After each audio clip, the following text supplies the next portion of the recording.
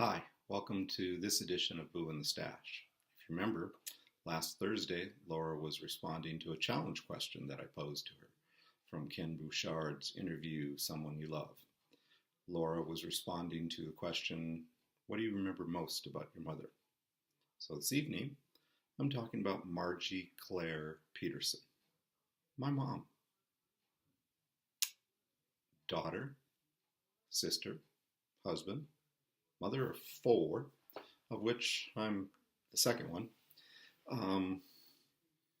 Very devoted woman, devoted to her family, devoted to her faith, fiercely Norwegian.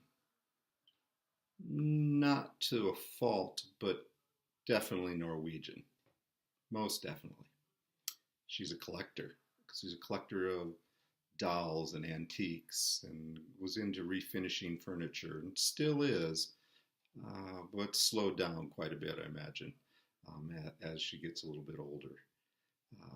And I think that collecting and having old things around all the time gave me a little bit of my sense of history and connecting with family, because we were always going to family reunions, and she made sure that we were there.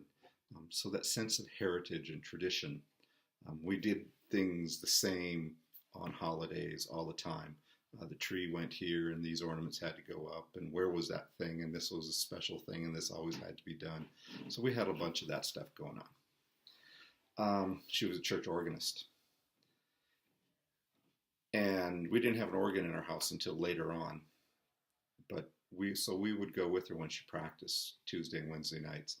And I think it was a behavior management thing for the house. Get one of the kids out of the house, one of the three kids out of the house, so Dad can manage it a little bit better. I don't know that for sure, but I suspect that. But I remember sitting in the choir loft, and you'd listen, and I'd marvel at, the dual keyboards and the foot pedals and all the stops and all the noise that thing could make. So to this day, I recognize a lot of Christian hymns and preludes and postludes and things like that. Can't tell you what they are, because I'm not musical. My mother was very musical. And why I have that disconnect, really don't have any idea. Her childhood was filled with memories from Point Douglas Road, which I've mentioned before. Childhood camp from church, Bay Lake Youth Camp, a place that she talks about very, very fondly. Mom is a supporter of homework.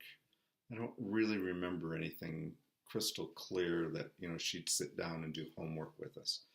I do know that I turned out to be an average student, unlike the students in Lake Wobegon who are above average. I was a solid BC student almost all the way through. One time in upper elementary school, I asked Mom a question. What if I was in prison for murder? How would you react? The answer I got was very surprising. She said I would visit you and I would still love you because you're still my son. That gave me great pause, and I wasn't expecting that. I think I was looking for a little bit more of the shock value, more of a negative reaction out of her, like, I don't know what I was expecting. But it was a comforting thought that my mom cared about me and she wanted to be part of my life, and it didn't matter what choice I made, she was going to be part of it. Later on in high school, we were visiting at my grandma's house, and one of the cousins was there, and she asked if I had a girlfriend, which I did at the time, and she asked Aunt Margie if she approved. And again, her response I heard her response, and it kind of took me aback again. She said, anybody he brings home is going to be okay with me because I raised him. Oh my, wow. Talk about a confidence boost in being independent and being trusted. It was really reassuring to hear that I was going to be okay, and my mom was going to be supportive of all that. So there's some thoughts and some memories of Margie Claire Peterson. And so until next week, we'll talk to you later. Bye-bye.